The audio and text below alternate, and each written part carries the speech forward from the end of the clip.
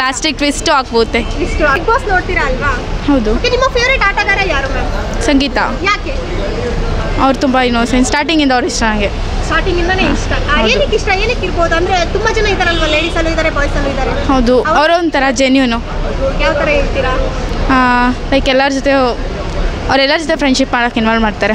ಎಲ್ಲರ ಜೊತೆನೂ ಫ್ರೆಂಡ್ಶಿಪ್ ಮಾಡಿ ಎಲ್ಲರ ಜೊತೆನೂ ಜಗಳ ಆಡ್ತಾರೆ, ಅದು ಸರಿನಾ?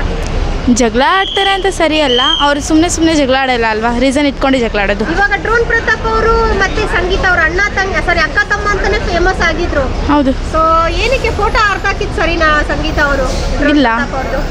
ಇಲ್ಲ ಸರಿ ಅಲ್ಲ. ಆದರೂ ಅವ್ರು ತಪ್ಪಿದ್ರೆ ಅದು ಬಿಗ್ ಬಾಸ್ ಅಲ್ಲ, ಅಣ್ಣ ತಮಗೆ ಅಂತ ಎಲ್ಲೂ ಬರಲ್ಲ ಅಲ್ಲ.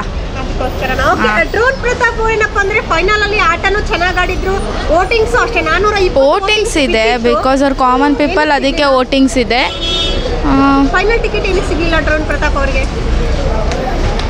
ಮೇ ಬಿ ಗೊತ್ತಿಲ್ಲ, ಸಿಗ್ಬೋದೇನೋ, ಅವ್ರು ವಿನ್ನರ್ ಆದರೂ ಆಗ್ಬೋದು, ಗೊತ್ತಿಲ್ಲ.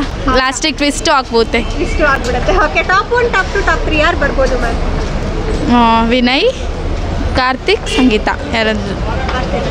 Okay ma'am, thank you. ನಿಮ್ಮ ಫೇವರೇಟ್ ಆಟಗಾರ? Sangeetha. Okay ma'am, thank you.